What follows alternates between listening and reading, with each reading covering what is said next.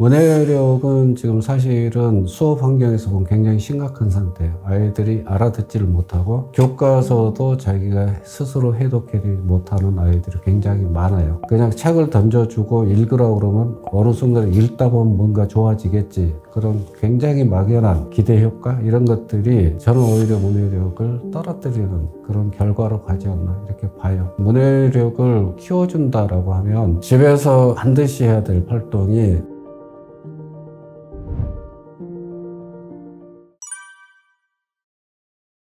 문해력이 떨어진다 이런 얘기가 지금 뭐 계속 나오잖아요. 문해력은 지금 사실은 수업 환경에서 보면 굉장히 심각한 상태예요. 아이들이 알아듣지를 못하고 교과서도 자기가 스스로 해독하지 못하는 아이들이 굉장히 많아요. 그렇기 때문에 왜 이렇게 지금 이런 현상이 나타나고 있느냐 하는 것들을 원인을 찾으려고 많이 학자들도 얘기하고 뭐 전문가들도 많이 얘기하는 것 같은데 저는 환경 자체가 장문의 글보다는 단문의 글 SNS라든지 이런 방식으로 사회 환경 자체가 돼 있어서 그래서 아이들이 그것에 그냥 녹아 들어가는 거 아닌가 그것도 충분히 의미가 있는 얘기라고 보고요. 보다 더 중요한 것은 아이들이 글을 읽는 것을 제대로 배우지 않은 것이 나는 문제다라고 보고 있어요. 그러니까 글을 단문을 가지고 문해력이 있다 없다 그렇게 얘기 안 하잖아요. 긴 호흡의 글을 갖다가 읽어내고 그걸 객관화시켜보고 해석해내는 능력이 없다. 근데 그 경험을 아이들이 성장하면서 제가 봤을 땐 거의 경험하지를 못했다. 그것이 저는 더 큰 요인이라고 봐요. 심플하게 예를 든다면 영어 같은 경우는 초등학교 들어가기 전부터 영어 유치원 내에서부터 해서 초등학교 다니면서 중학교 수준의 영어책을 읽는다든지 굉장한 노력과 시간을 투자를 하는데 국어에 대해서 그렇게 한다는 얘기를 전 들어본 적이 없거든요. 그러다 보니까 국어에 대해서 그만큼 시간을 넣어서 생각을 하지 않는다. 그것이 저는 더 큰 문제라고 보고 그러면 책을 많이 읽으면 좋지 않을까 해서 독서 열풍이 일어나는 것 같은데 독서를 통해서 문해력을 키우겠다라고 한다면 문해력을 키우는 방향으로 독서를 해줘야 되는데 독서는 원래는 철학적인 집행이나 지식을 좀 넓히거나 이런 거잖아요. 근데 그러한 목적과 문해력은 전혀 다른 차원이거든요. 근데 이 독서에서 이 뒤죽박죽이 돼 있다. 독서를 하는 목표가 분명하지 않은 그냥 책을 던져주고 읽으라고 그러면 어느 순간에 읽다 보면 뭔가 좋아지겠지. 그런 굉장히 막연한 기대 효과 이런 것들이 저는 오히려 문해력을 떨어뜨리는 그런 결과로 가지 않나 이렇게 봐요.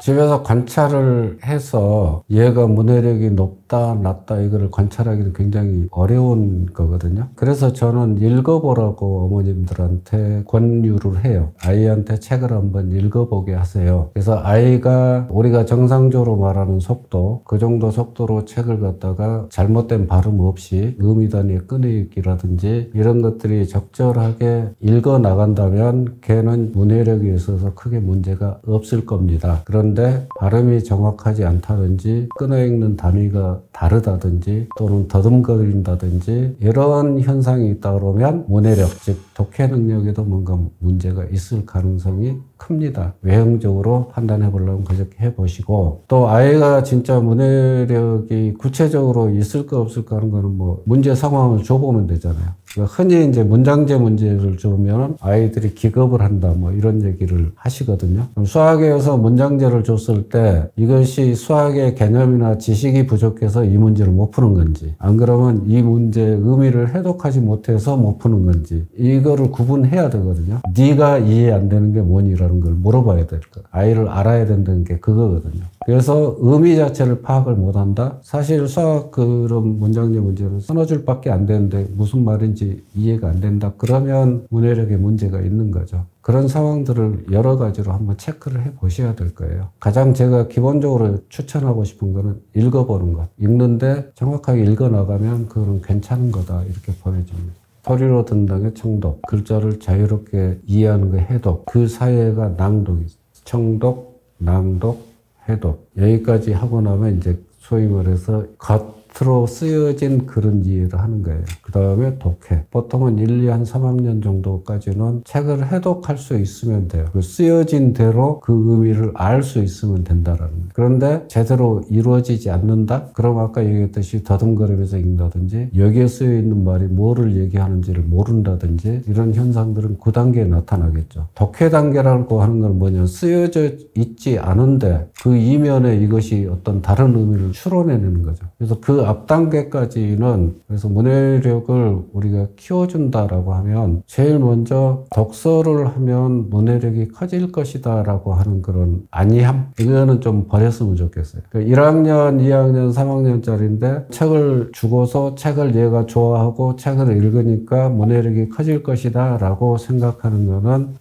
독서에서는 가능한 얘기예요. 새로운 것을 경험한다든지 새로운 세계를 이해한다든지 새로운 지식을 얻는다든지 이거는 맞는 얘기예요. 근데 문해력을 키우기 위해서 독서를 한다. 그런 관점이라면 그때는 질문을 하는 독서를 해야 된다. 물어보세요. 이렇게. 이 주인공이 뭐 어떻게 행동을 했냐 뭐 이런 단순한 것에서부터 객관적인 상황들을 얘가 제대로 캐치하고 있는지를 같이 물어볼 수도 있고 또는 아이하고 그것에 대해서 계속 얘기를 해보도록 하는 기회. 아이가 하나의 책을 읽었으면 그것이 아직은 정리가 안 된 상태로 있을 거예요. 근데 그거를 질문을 받으면은 그 질문에 따라서 지 생각을 정리를 하게 돼요. 그리고 그 정리된 거를 말하는 게 그게 문장이 되는 거거든요. 그런 식으로 읽어 나가는. 그래서 자꾸 단어 하나도 따져보고 문장 하나도 따져보고 뭐 이렇게 읽어보면 자연스럽게 언어에 대한 감이 커지지 않을까라는 생각을 해요. 언어의 관점에서 따져보면서 읽어보면 좋겠다. 그렇게 읽으려면 책을 많이 읽을 수가 없거든요. 그걸 우리가 흔히 정독이라고 그러니까. 그런데 그 시기에는 많이 안 읽어도 돼요.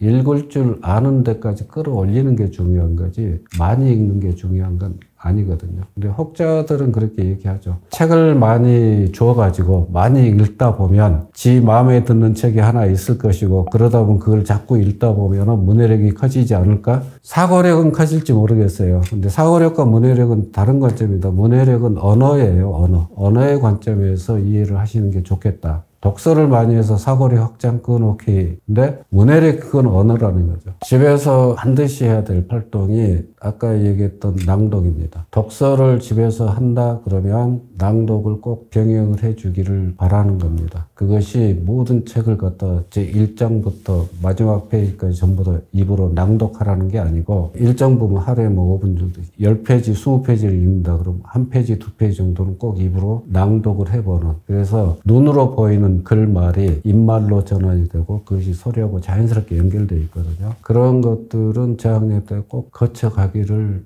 저는 바랍니다. 그런데 지금 1, 2, 3학년 이렇게 독서 프로그램도 굉장히 많잖아요. 그래서 책 잔뜩 주고 네가 알아서 원하는 대로 골라서 읽어. 문해력하고 그런 방식의 독서는 그렇게 맞지 않다. 문해력을 목적으로 독서를 한다. 그러면은 아까 얘기했던 활동이 반드시 수반이 돼야 되고 또 문해력 자체로서도 의미를 가지려면 반드시 낭독이라고 하는 과정은 거쳐가야 된다. 책을 갖다 묵독을 한다든지 또는 책을 다독을 한다든지 이것이 나쁘다는 얘기가 아니에요. 목표를 문해력에 두고서 독서를 한다 그러면 그런 방식으로 읽는 독서는 문해력에 도움이 안 된다는 얘기를 하는 것이고요. 물론 뭐 굉장히 많이 책을 정말로 좋아해가지고 굉장히 많이 읽다가 보면 문해력이 커질 수도 있겠죠. 그런데 그렇지 않은 케이스가 굉장히 많다. 왜? 얘는 언어의 영역이기 때문에 독서의 본래적인 목적은 언어를 향상시키는 게 아니고 그 책에 들어있는 작가의 사상이라든지 생각이라든지 또는 지식이라든지 철학이라든지 이런 것들을 간접 경험을 하는 게 독서의 목적이지 국어 배우려고 독서하는 건 아니라는 거죠. 그렇기 때문에 목적을 여기에 문해력에 두고 있는데 독서를 이렇게 시키는 그거는 아니다. 그 얘기를 하는 거고 이 부분은 이 부분대로 따로 훈련을 하는데 나는 아이의 간접 경험을 높여주기 위해서 책을 많이 읽히고 싶고 그런 독서는 당연히 얼마든지 하셔라. 그래서 목적을 분명하게 설정을 하시고 가야지 나중에 내가 그래도 책을 많이 읽었는데 왜 얘가 문해력이 이렇게 떨어지 이런 얘기 안 하게 된다라는 얘기를 하는 겁니다. 영어에 투입하는 시간에 한 3분의 1이라도 우리 국어를 익히는데 좀 투입을 했으면 좋겠다. 왜냐하면 어차피 우리나라 아이들은 영어를 배운다 하더라도 그거는 제2 외국어입니다.